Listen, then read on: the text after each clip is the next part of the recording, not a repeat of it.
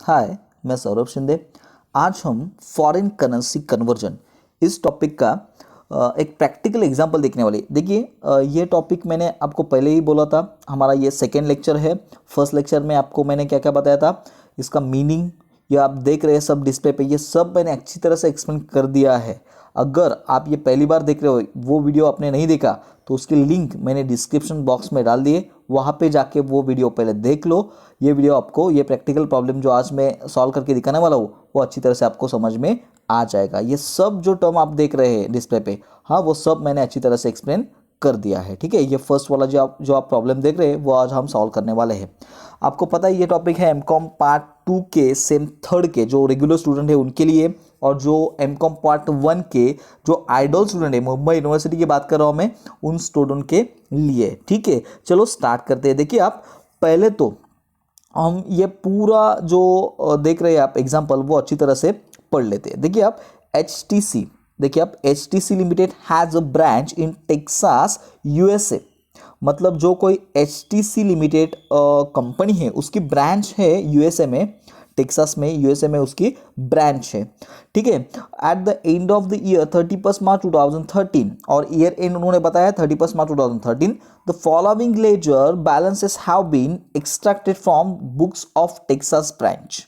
मतलब उन्होंने आपको नीचे ट्रायल बैलेंस दिया हुआ है, वो सब आप देखिए अच्छी तरह से। ये जो ट्रायल बैलेंस है उसकी जो करेंसी है वो डॉलर है। मतलब ये जो सभी ये आपको दिख रहा है अमाउंट, ये डॉलर में है। ठीक है, अभी HTC ये लिमिटेड ये कंपनी है, इंडिया की है। सो हमको क्या करना पड़ेगा, ये US की ब्रांच का जो कोई उन्होंने ट्रायल बैलेंस दिया हुआ है उसको कन्वर्ट हमको रुपीज में करना पड़ेगा, बराबर कि नहीं। ठीक है सर, दूसरी बात, आपके एक सवाल आया होगा कि हमने देखा था पिछले वीडियो में कि दो टाइप्स की ब्रांच होती है, एक इंटीग्रल और दूसरी नॉट इंटीग्रल, बराबर। हाँ सर, बराबर। तो ये ब्रांच कौन सी है, यहाँ पे तो उन्होंने कुछ बताया नहीं है, बराबर ना सर, बराबर कि मैं बोल रहा हूँ। यहाँ पे कहाँ पे दिया हुआ है क्या कि ये इंटीग्रल ब्रांच है या नॉन इंटीग्रल ब्रांच है, नहीं दिया हुआ तो कैसे पता चलेगा। हाँ, यहाँ पे दिया हुआ है ना ऊपर, लेकिन ऐसा नहीं है, ये क्वेश्चन में नहीं है, ये खाली उन्होंने ऐसा ही दिया हुआ है, तो नहीं तो कैसे पता चलेगा सर, बराबर ना। यही सवाल आप मुझसे पूछना चाह रहे हैं, बराबर कि नहीं।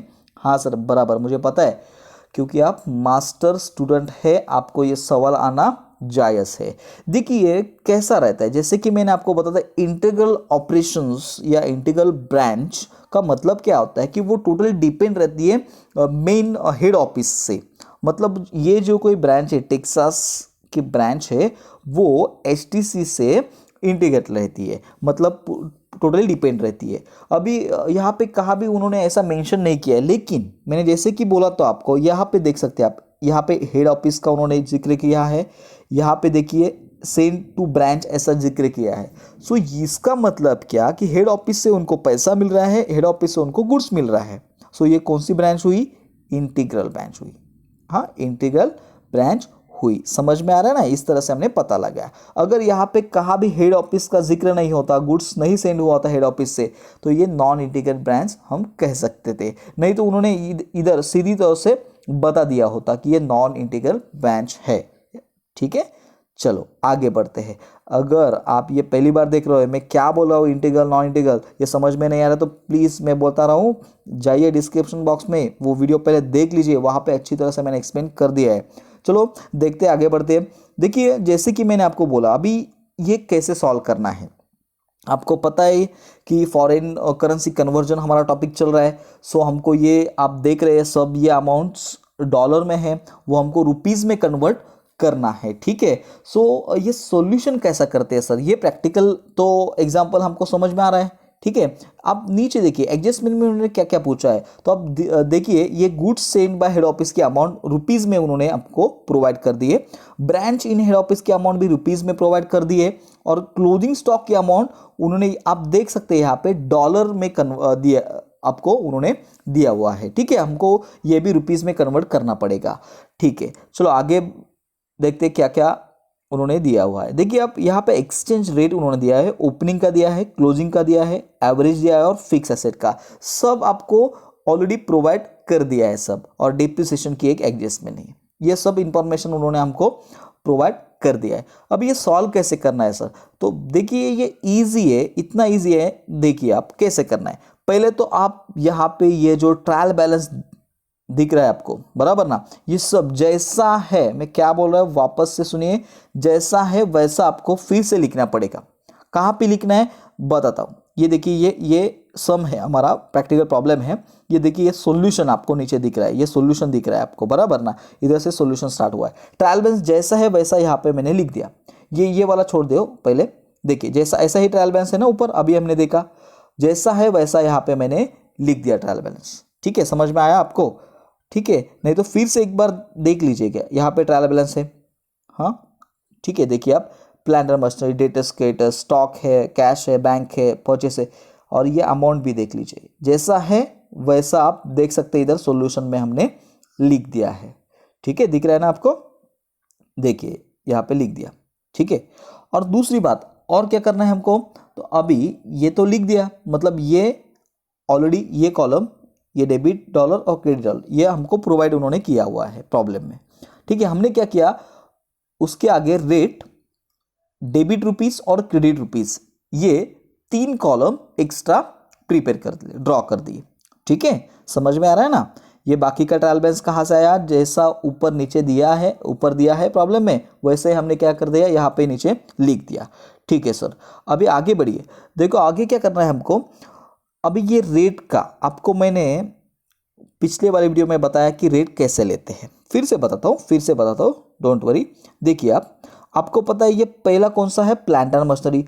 प्लांटर मशीनरी का मतलब क्या है, वो क्या है, फिक्स एसेट है। सो हम प्लांट इंटीग्रल जो मेथड है उसमें प्लांटर मशीनरी का वैल्यू कहाँ से लेते हैं, मतलब फिक्स एसेट का जो रेट है वो कौन सा लेते हैं, जो एग्जैक्टली फिक्स एसेट के लिए जब हमने फिक्स एसेट परचेस किया वो रेट लेते हैं। सो हमको उन्होंने वो प्रोवाइड किया हुआ है। कौन सा रेट है देखिए यहाँ पे, हाँ देखिए क्वेश्चन में देखिए 18 रेट है, बराबर 18 रुपीज रेट है ओनली। ठीक है, $1 का। सो हम प्लांटर मशीनरी देखिए आप यहाँ पे हमने कितना रेट लिया, 18। ठीक है सर, उसके बाद देखिए आप डेटर्स और क्रेडिटर्स है। सो डेटर्स का और क्रेडिटर्स ये करंट एसेट या करंट लायबिलिटीज है। करंट एसेट और करंट लायबिलिटीज के लिए कौन सा रेट लेते हैं आप, सो क्लोजिंग रेट लेते हैं। हमने ये सब देखा हुआ है। देखिए अब क्लोजिंग रेट कितना है, 24 है, इसलिए हमने इधर भी 24 ले लिया। समझ में आ रहा है ना मैं क्या बोल रहा हूं आपको? ये देखिए स्टॉक है थर्ड वाला। अभी स्टॉक ये कौन सा स्टॉक है, ओपनिंग या क्लोजिंग? सर ओपनिंग स्टॉक है। ट्रायल बैलेंस में जो कोई स्टॉक दिया हुआ होता है उसे हम ओपनिंग स्टॉक कहते हैं। सो ये ओपनिंग स्टॉक है। सो ओपनिंग स्टॉक के लिए रेट कितना है आप देख सकते हैं इधर। देखिए ओपनिंग रेट कितना है, 20 है। सो ओपनिंग स्टॉक के सामने हम 20 रेट लेंगे। अभी ये आपको पता है ना, ओपनिंग स्टॉक के लिए ओपनिंग रेट, क्लोजिंग के लिए क्लोजिंग रेट, फिक्स एसेट के लिए फिक्स एसेट का रेट, बराबर। और बाकी जो एक्सपेंसेस रहते हैं उन्हें एवरेज रेट लेते हैं हम। और क्लोजिंग रेट किसके लिए रहते हैं, तो क्लोजिंग रेट हम current asset, current liabilities, balance sheet के बाकी के जो आइटम रहते हैं उनके लिए लेते हैं। ठीक है, उसी तरह हमने इस सभी के लिए रेट लिया। देखिए आप यहाँ पे देखिए आप स्टॉक का हुआ, कैश है, बैंक है, इनके लिए हमने क्या किया, अभी देखिए 24। ये 24 क्या है, क्लोजिंग रेट है। देख सकते हैं आप यहाँ पे क्लोजिंग रेट कितना है, 24 है। इसलिए हमने क्या किया, यहाँ पे कैश और बैंक को क्लोजिंग रेट लिया। ठीक है, ये अच्छी तरह से मैंने बताया हुआ है, वहां पे आप देख सकते हैं अगर आपने नहीं देखा तो। ठीक है, आगे देखिए आप, ये परचेस और सेल है। जैसे कि मैंने अभी आपको बताया, जो ट्रेडिंग के जो आइटम है सब, परचेस हो, सेल हो, वेजेस हो, अदर एक्सपेंसेस कोई भी हो, इंश्योरेंस हो, पीएनएल की भी, हाँ सैलरी हो, कमीशन हो, इंटरेस्ट हो, ये सभी को हम एवरेज रेट अप्लाई करेंगे। कौन सा रेट, एवरेज रेट। सो हमारा एवरेज रेट है कितना, देखिए आप ऊपर इधर देखिए एवरेज रेट है कितना, 22। सो हमने परचेस सेल्स के लिए कितना रेट लिया, 22। इधर लिखना है खाली, बाकी क्या करना है मैं आगे बताऊंगा। ठीक है, 22 लिख दिया। अभी हेड ऑफिस देखिए आप, यहाँ पे आपको हेड ऑफिस और गुड्स इनटू ब्रांच ये दिया, इनको कौन सा भी रेट नहीं लेना है। तो क्या करना है सर, इनकी अमाउंट आपको प्रॉब्लम में ही एडजस्टमेंट में प्रोवाइड कर दी है उन्होंने। देखिए आप हर एक प्रॉब्लम में ऐसा ही होता है, आपको प्रॉब्लम में एडजस्टमेंट में वो एडजस्टमेंट मिल ही जाती है। ये देखिए goods send to head office है 20,000 और branch account in head office है 2,35,000। यही अमाउंट आपको उनके सामने लिख देने की है। देखिए आप, देखिए यहाँ पे अच्छी तरह से देखिए आप, ये देखिए हेड ऑफिस के सामने हमने क्या किया है, जो एक्चुअल अमाउंट है 2,35,000 ये लिख दी। और गुड्स सेंड टू ब्रांच के लिए हमने क्या किया, यहाँ पे एक्चुअल अमाउंट है ना ये 20,000 ये लिख दी। कहाँ पे उन्होंने हमको ये मेंशन किया है, एडजस्टमेंट में मेंशन किया है। अभी हमने देखा फर्स्ट और सेकंड एडजस्टमेंट में, ठीक है, समझ में आ रहा है आपको। हाँ, हेड ऑफिस के जो कोई भी होगा, अभी ये ऐसा क्यों करती है, देखिए ना, हेड ऑफिस जब भी वो सेंड करेगा कुछ गुड्स या कुछ कैश अमाउंट वो ब्रांच को सेंड करेगा, तो उसको पता होगा कितना सेंड किया, रुपीज में सेंड करेगा ना वो, इसलिए वो एक्चुअल अमाउंट रहती है, उसका रेट नहीं रहता, ठीक है। चलो आगे बढ़ते हैं। देखिए उसके बाद आप देख सकते हैं यहाँ पे वेजेस, बराबर, वेजेस एंड सैलरी। अभी ये वेजेस एंड सैलरी, देखिए wages and salary, rent, office expenses, rent receive, commission receive, ये सब क्या है, पीएनएल के आइटम है या ट्रेडिंग के आइटम है। सो ये ओवरऑल रिवेन्यू एक्सपेंडिचर्स है हमारे या इनकम है। सो ये सब को हमको कौन सा रेट लेना पड़ेगा, सो सर एवरेज रेट लेना पड़ेगा, बराबर ना। सो हम इसको क्या लेंगे, एवरेज रेट यहाँ पे लेंगे। एवरेज रेट हमारा है कितना, 22। सो हमने सब देख सकते हैं आप, यहाँ पे हमने एवरेज रेट लिख दिया 22। हाँ, ये कहाँ से पता चला एवरेज रेट 22 है, देखिए आप यहाँ पे एडजस्टमेंट में उन्होंने दिया हुआ है हमको, ठीक है। समझ में आ रहा है मैं क्या बोल रहा हूँ, कुछ नहीं है यहाँ पे, खाली ऐसा जैसे मैंने अभी बताया आपको उस तरह हमने ये सब रेट यहाँ पे लिख दिया उनके सामने, जिसका रेट है उसके सामने ये लिख दिया। समझ में आ रहा है डेफिनेटली, ओके। चलो आगे बढ़ते। देखिए आप उसके बाद देख सकते हैं आप ये अमाउंट कैसे निकाला, तो ये तो आपको पता ही है कैसे निकाला। ये देखिए आप $20,000 है और $1 का रेट है 18। सो 20,000 इंटू 18 इज इक्वल टू कितना आ जाएगा, 3,60,000। कैलसी पे करके देखो। उसके बाद आप देख सकते हैं कि यहाँ पे देखिए डेटर्स का 6,000 है, 6,000 इंटू 24 कीजिए, 1,44,000 आ जाएगा। उसके बाद 3,000 है ना क्रेडिटर्स का, तो 3,000 इंटू 44 कीजिए, 72,000 आ जाएगा। आपको खाली क्या करना है, ये जो डॉलर की अमाउंट है उसको इस रेट से मल्टीप्लाई करना है। सो आपको ये अमाउंट मिल जाएगी। जो डेबिट वाली अमाउंट है वो डेबिट में लिखने की है और क्रेडिट वाली अमाउंट क्रेडिट में लिखने की है, इतना ही करना है, ठीक है। समझ में आ रहा है, ठीक है। इस तरह हमने क्या किया, पूरा ये ट्रायल बैलेंस निकाला। अभी ये एक एक अमाउंट करके दिखाना पड़ेगा, क्या समझ में आ रहा है ना मैं क्या बोल रहा हूँ। ये एक्चुअल अमाउंट है वो डायरेक्टली हमने लिख दिए, समझ में आ रहा है। ये भी देख सकते हैं आप, यहाँ पे हमने ये देखिए रेंट का है 1,200, बराबर। सो 1,200 इंटू रेट कितना है 22 कीजिए, आपको ये 26,400 मिल जाएगा। इस तरह से आप हर एक जो अमाउंट है उसको रेट से मल्टीप्लाई करके ये अमाउंट निकाल सकते हैं रुपीस में, ठीक है सर। इधर तो समझ में आ गया, समझ में आया ना कैसा किया हमने, ठीक है।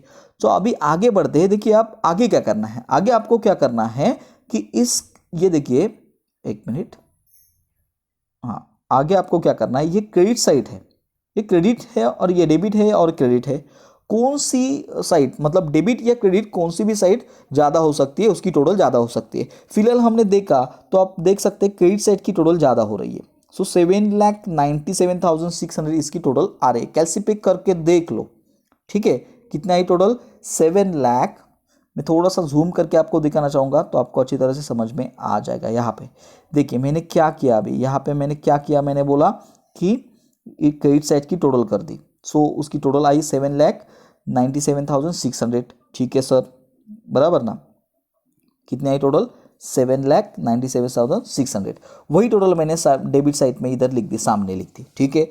उसके बाद आपको पता है टैली करते हैं हम, वो 7,97,600 से मैंने जो कोई भी डेबिट साइड की टोटल होगी, मतलब मैंने फिर से कैलसी पे इसकी टोटल की डेबिट वाली, डेबिट रुपीज़ की, और उससे मतलब इस टोटल से मैंने इसको माइनस कर दिया। मतलब 7,97,600 से इसकी जो टोटल आएगी डेबिट साइड की वो मैंने माइनस कर दी। कैलसीपिक करके देख लो आप, अभी कर लो तो आपको डिफरेंस मिल जाएगा 11,600। कितना मिल जाएगा डिफरेंस, 11,600, ठीक है। अभी ये डिफरेंस आपको डेबिट साइड में मिल रहा है, बराबर।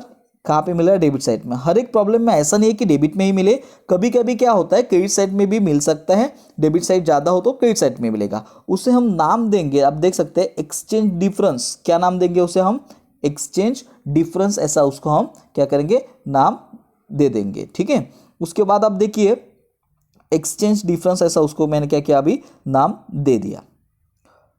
डेबिट में आए तो भी यही नाम रहेगा, क्रेडिट में आए तो भी यही नाम देंगे, ठीक है।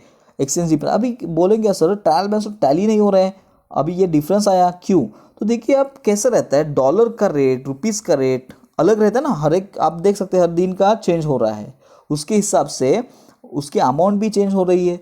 सो डिफरेंस तो आने वाला ही था, इसलिए वो जो कोई डिफरेंस आएगा ये फॉरेन एक्सचेंज रेट के हिसाब से उसे हम एक्सचेंज डिफरेंस मानेंगे। अभी ये डिफरेंस डेबिट में आया है, सो हमारा ये क्या है, लॉस है, मतलब ये हमारा एक्सपेंडिचर हुआ। अगर क्रेडिट में आ जाता तो ये हमारा इनकम होता, प्रॉफिट होता। समझ में आ रहा है? ठीक है, इधर तक समझ में आया क्या कैसे ट्रायल बैलेंस हमने कन्वर्ट किया? मतलब ये जो डॉलर में था उसे हमने कन्वर्ट कैसे किस में किया, रुपीज़ में किया ट्रायल बैलेंस को। ठीक है, समझ में आ रहा है ना? ठीक है सर, आगे बढ़ते हैं। देखिए ये तो आपको समझ में आ गया। अभी हमको फाइनल अकाउंट एग्जैक्टली प्रिपेयर करना है। मतलब आपको क्या क्या प्रिपेयर करना है? देखिए आप ट्रेडिंग अकाउंट, उसके बाद पीएनएल अकाउंट, और उसके बाद आपको क्या करना है, बैलेंस शीट। देखिए इजी, इसके बाद कुछ नहीं है, जो आपने 11th में पढ़ा था ना वही है, बाकी कुछ नहीं है। यही इंपॉर्टेंट है, यही इंपॉर्टेंट है। ये आपको समझ में आया है तो डोंट वरी, आगे कुछ नहीं है। ठीक है, समझ में आया ये कैसे हमने कन्वर्ट किया? अभी आपको इतना ही करना है खाली कि एडजस्टमेंट किस पे है देख लो पहले। इसका तो अभी काम हो गया, अभी इसका काम हो गया, अभी इस पर नहीं देखना ट्रायल बैलेंस को, पहले वाले डॉलर वाले। ठीक है, अभी आगे बढ़ते, ये वाला एडजस्टमेंट हमने ले लिया है, मतलब इसका अमाउंट हमने ट्रायल बैलेंस में लिख दिया, ये भी कर दिया। ये क्लोजिंग स्टॉक देखिए, ये क्लोजिंग स्टॉक का एडजस्टमेंट हमको करना पड़ेगा। सो ये एक एडजस्टमेंट रह गई है। ठीक है, और कौन से एडजस्टमेंट है हमारे पास? ये तो एक्सचेंज रेट हमने यूज़ कर लिए। अभी ये देखिए डिप्रिसिएशन है प्लान पे 10%, ये भी, ये सेकेंड वाली एडजस्टमेंट है, ये करनी पड़ेगी। ठीक है, ये दो एडजस्टमेंट कर लेते हैं। ये हमारा ट्रायल बैलेंस है। अभी हम जो अमाउंट देखेंगे ये वाले अमाउंट देखेंगे। ठीक है, ठीक है सर। सो हमारे ट्रायल बैलेंस में फर्स्ट वाला आइटम कौन सा है? Planter machinery. कहाँ पे लिखते हैं प्लांटर मशीनरी? हमें पता है, आपको पता है ना कहाँ पे लिखते हैं? एसेट पे। डेटर्स कहाँ पे लिखते हैं? एसेट। क्रेडिटर्स कहाँ पे लिखते हैं? Liability side. Stock, opening stock, trading, ये तो आपको पता होना चाहिए, मतलब पता ही है। तो उसी तरह हम ये लिख देंगे। देखिए प्लांटर मशीनरी की वैल्यू आप देख सकते हैं यहाँ पे 3,60,000 है, रुपीज़ में लिखेंगे ना, और उस पर एडजस्टमेंट भी है यहाँ पे। अभी हमने देखा, ये देखिए एडजस्टमेंट 10% उसको डिप्रिसिएशन निकालना पड़ेगा, ये वाले एडजस्टमेंट हमको इस पे करना पड़ेगा। ठीक है, 3,60,000। चलो अभी सॉल्यूशन पे जाते हैं। आप देख सकते हैं मैंने क्या किया, अभी यहाँ पे बैलेंस शीट पे एसेट साइड में प्लांटर मशीनरी लिख दिया, इनर में लिखा क्योंकि एडजस्टमेंट है 3,60,000। उस पर 10% मैंने डिप्रिसिएशन निकाला, 36,000 आया। सो 3,60,000 माइनस 36,000 किया तो 3,24,000 बाहर मुझे अमाउंट मिल गया। अभी आपको ये पता होगा कि एसेट में जब भी हम डिप्रिसिएशन निकालते, माइनस कर देते, लेस कर देते, तो हमारा लॉस होता है। सो हम लॉस लिखते हैं किधर? पीएनएल के डेबिट साइड में, बराबर ना? तो इसका सेकेंड इफेक्ट देखिए आप, यहाँ पे पीएनएल के डेबिट साइड में हमने लिख दिया टू डिप्रिसिएशन ऑन प्लांट। समझ में आ रहा है आपको? ऐसा ही करते हैं ना, एसेट में से माइनस कर देते हैं और उसे सेकेंड इफेक्ट हम पीएनएल के डेबिट साइड में देख देते हैं। ठीक है, चलो आगे बढ़ते हैं। ये तो हुआ, देखिए ये एडजस्टमेंट हो गई, हमने कर दी, प्लांटर मशीनरी भी वहाँ पे लिख दी। अभी सेकेंड वाला आइटम कौन सा है? ठीक है, दूसरी भी एडजस्टमेंट कर देते हैं, सो पोस्टिंग का खाली काम रहेगा। ये देखिए आप क्लोजिंग स्टॉक है, क्लोजिंग स्टॉक कितना है? $3 में है, 325। सो इसे कन्वर्ट करना पड़ेगा रुपीज़ में। तो कैसे करेंगे सर? तो देखिए आपके पास क्लोजिंग का तो रेट है ना, 24 है ना क्लोजिंग का रेट, है ना? तो वही यूज़ करो। मतलब आप देख सकते हैं यहाँ पे क्लोजिंग स्टॉक है $325 इंटू 24, कैलसी कीजिए आप, कैलसी करो 325 इंटू 24, क्लोजिंग का रेट हम यूज़ कर रहे हैं क्लोजिंग स्टॉक के लिए। ठीक है, सो आपको अमाउंट मिल जाएगी, आपको अमाउंट मिल जाएगी। देखिए आप कितना आया, आपको अमाउंट मिल जाएगी, ये देखिए आप 7,800। आपको पता है क्लोजिंग स्टॉक के दो इफेक्ट हम करते हैं, एक तो ट्रेडिंग अकाउंट के क्रेडिट साइड में ये लिख दिया हमने, बराबर, और दूसरा इफेक्ट बैलेंस शीट के एसेट साइड में, यहाँ पे क्लोजिंग स्टॉक लिख दिया 7,800। समझ में आ रहा है सर? दोनों एडजस्टमेंट समझ में आ गई, वो हो गया। ठीक है, चलो आगे बढ़ते हैं। ये तो समझ में आ गया आपको? ठीक है, अभी हमको खाली क्या करना है कि ये जो सब आइटम बचा हुआ है उसको पोस्टिंग करना है। ये प्लांट और मशीनरी का हो गया एसेट साइड में। अभी डेटर्स कहाँ पे लिखेंगे? एसेट पे लिखेंगे। क्रेडिटर्स लायबिलिटी में लिखेंगे। तो अमाउंट कौन सी लेनी है? ये वाली अमाउंट हमको लेनी है। ठीक है, 1,44,72। सो देखिए आप यहाँ पे देख सकते हैं, मैंने एसेट में डेटर्स लिख दिया 1,44,000, लायबिलिटी साइड में क्रेडिटर्स लिख दिया 72। जैसा है वैसा मैंने रुपीस में खाली लिख दिया एसेट और लायबिलिटी में। ठीक है, ये तो आपको पता होना चाहिए कि डेटर्स एसेट में आता है और क्रेडिटर्स लायबिलिटी में आता है, बराबर ना? आप एमकॉम के स्टूडेंट है। उसके बाद देखिए आप स्टॉक है, यहाँ पे स्टॉक मैंने बोला आपको ये स्टॉक कितना है 40,000 है। ये कौन सा स्टॉक है, ये ओपनिंग स्टॉक रहता है, ठीक है। ओपनिंग स्टॉक हम कहाँ पे लिखते हैं, ट्रेडिंग के डेबिट साइड में। देखिए आप यहाँ पे लिख दिया टू स्टॉक 40,000, ठीक है। उसके बाद देखिए आप एक ही इफेक्ट करना है, मालूम मालूम है ना आपको, ट्रायल बैलेंस के हम जो ट्रांसफर करते हैं मतलब उसके पोस्टिंग करते हैं एक ही इफेक्ट होता है, और एडजस्टमेंट के दो इफेक्ट होते हैं, ठीक है। देखिए उसके बाद कैश है, बैंक है, अभी देखिए कैश है 12,000, बैंक का भी अमाउंट है 12,000, बराबर। ये कहाँ पे लिखते हैं, कैश बैंक एसेट में सर। देखिए आप यहाँ पे मैंने लिख दिया बैलेंस शीट के एसेट में कैश 12,000 बैंक 12,000, बराबर ना। रुपीज़ में खाली मुझे ये लिखना पड़ रहा है, ठीक है, ये लिख दिया, ठीक है। और कौन सा आइटम बचे हैं देखते हैं हम, चलो देखिए आप। उसके बाद बचा है परचेस और सेल्स। परचेस कितना है 44, सेल्स कितना है 270, 600। सो ये देखिए आप, मैंने यहाँ पे परचेस भी लिख दिया, यहाँ पे सेल्स भी लिख दिया, दिख रहा है ना आपको। ये देखिए परचेस लिख दिया 44, सेल्स लिख दिया 270, 600, ठीक है। उसके बाद क्या है, देखिए परचेस सेल्स के बाद आप देख सकते हैं हेड ऑफिस। हेड ऑफिस का अमाउंट है यहाँ पे 2,35,000। अभी आप ध्यान से देखो, हेड ऑफिस का अमाउंट है क्रेडिट साइड में 2,34,000। सो हम क्या करेंगे, जो अभी हेड ऑफिस लिखते कहाँ पे है, तो बैलेंस शीट के लायबिलिटी साइड में। ध्यान में रखना, हेड ऑफिस का जो मेन बैलेंस रहता है वो बैलेंस शीट के लायबिलिटी साइड में लिखते हैं, क्योंकि वो क्रेडिट साइड में है ना, इसलिए देखिए आप हेड ऑफिस 2,35,000 यहाँ पे मैंने लिख दिया लायबिलिटी साइड में, ठीक है। उसके बाद आप देख सकते हैं यहाँ पे सेकेंड वाला आइटम बचा हुआ है हेड ऑफिस के बाद, गुड्स सेंड टू ब्रांच कितना है, देखिए आप 20,000। सो वो डेबिट साइड में है, सो हम डेबिट में लिखेंगे। कहाँ पे लिखेंगे, सो हमका गुड्स कहाँ पे आता है, ट्रेडिंग में आता है। सो ट्रेडिंग के डेबिट साइड में लिखा हमने टू गुड्स टू ब्रांच 20,000, ठीक है। समझ में आ रहा है आपको, ठीक है, धीरे धीरे समझ में आ जाएगा, डोंट वरी। फर्स्ट वाला ये हमारा सम है। अगला हम सब सम लेने वाले हैं, मतलब जो यूनिवर्सिटी में पूछे गए हैं इस टॉपिक के रिलेटेड वो सब सम हम लेने वाले हैं, सॉल्व करने वाले हैं, डोंट वरी।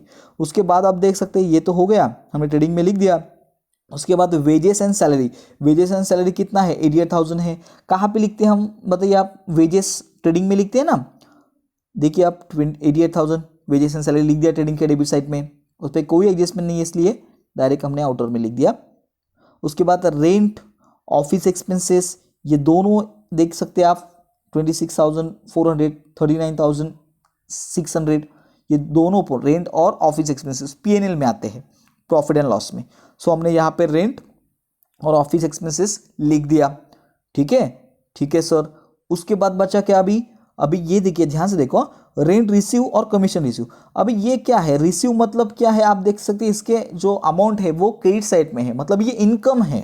हमारी इनकम कहाँ पे लिखती है, पीएनएल के क्रेडिट साइड में हम इनकम लिखते हैं, पता है ना आपको कहाँ पे लिखती है इनकम, पीएनएल के क्रेडिट साइड में लिखती है। इसलिए देखिए आप, हमने क्या किया यहाँ पे, रेंट रिसीव और कमीशन रिसीव पीएनएल के क्रेडिट साइड में यहाँ पे लिख दिया। जैसे कि अमाउंट ट्रायल बैलेंस में हमने निकाली है वही अमाउंट हमने यहाँ पे लिख दी, ठीक है सर। उसके बाद आप देख सकते हैं बचा क्या, एक्सचेंज डिफरेंस। एक्सचेंज डिफरेंस कहाँ पे है, डेबिट में है, तो पीएनएल के डेबिट में लिखेंगे। अगर यहाँ पे क्रेडिट में आता तो पीएनएल के क्रेडिट में लिख देते, ठीक है। सो डेबिट में 11,600 आया है, तो हम पीएनएल के डेबिट में एक्सचेंज डिफरेंस लिख दिया 11,600। अभी डेबिट में क्यों लिखा, मैंने अभी बताया आपको, क्योंकि ये लॉस है हमारा, सो पीएनएल के डेबिट साइड में लिख दिया। सभी की पोस्टिंग हो गई, अभी कोई बचा नहीं है, हमारा सब हमने ट्रायल बैलेंस की पोस्टिंग कर दी है। हमको अभी लास्ट स्टेप करना है टैली। आपको पता है टैली में फर्स्ट हम ट्रेडिंग अकाउंट टैली कर देते हैं। सो ट्रेडिंग के क्रेडिट साइड की अमाउंट हमने सेम डेबिट में लिख दी, क्योंकि क्रेडिट साइड की अमाउंट ज़्यादा है। सो डेबिट की जो भी अमाउंट हमको टोटल मिली उससे हमने क्रेडिट साइड से माइनस कर दिया, हमको डिफरेंस मिल गया। आपको ये पता है क्या मिला, ग्रॉस प्रॉफिट मिला कितना 86,400, बराबर ना, ठीक है सर। कैसे निकाला समझा ना आपको, ये टोटल कर दी, यहाँ पे लिख दी, इससे इसकी टोटल माइनस कर दी, ये डिफरेंस मिल गया, ठीक है। अभी हम क्या करते हैं, ग्रॉस प्रॉफिट कहाँ पे ट्रांसफर कर देते हैं, क्रेडिट साइड में, पीएनएल के क्रेडिट साइड में। सो हमने ये वाला प्रॉफिट यहाँ पे लिख दिया, ग्रॉस प्रॉफिट, ठीक है, ट्रांसफर कर दिया। उसके बाद हम पीएनएल टैली करेंगे। सो हमने पीएनएल टैली किया, तो पीएनएल की क्रेडिट साइड की टोटल आएगी 3,06,400, वही हमने डेबिट में लिख दी। उससे डेबिट के जो भी अमाउंट रहेगी वो माइनस कर दी, सो हमको डिफरेंस मिला 1,92,800, यह हमारा नेट प्रॉफिट मिला हमको। अभी ये नेट प्रॉफिट हम क्या करेंगे, सो हेड ऑफिस में ऐड कर देंगे, हेड ऑफिस को भेज देंगे, ओके। देखिए आप हेड ऑफिस में नेट प्रॉफिट हमने ऐड कर दिया, सो बाहर आया 4,27,800। हाँ, और बाकी कुछ नहीं करना है, खाली हमारे बैलेंस शीट टैली होनी चाहिए, दोनों साइड बराबर आनी चाहिए, तो आपका ये जो प्रॉब्लम आपने सॉल्व किया है ये बराबर है। ठीक है, समझा किस तरह से हमने ये सम सॉल्व किया। इसी तरह के जो भी एग्जाम में पूछे गए सवाल है, हाँ, यूनिवर्सिटी ऑफ मुंबई के आपके इस टॉपिक के रिलेटेड वो सब हम देखने वाले हैं। ठीक है, वीडियो कैसा लगा आपको, ये मेथड जो मैं पढ़ा रहा हूँ वो समझ में आ रहा है या नहीं, प्लीज़ मुझे कमेंट बॉक्स में बताइए। ठीक है, और दूसरी रिक्वेस्ट, 3 बात सुनिए, पहले तो आपने सब्सक्राइब नहीं किया तो प्लीज़ सब्सक्राइब कर दो, और दूसरा लाइक नहीं किया तो प्लीज़ अभी लाइक कर दो, और दूसरा अपने फ्रेंड को भी शेयर कर दो, तीसरा।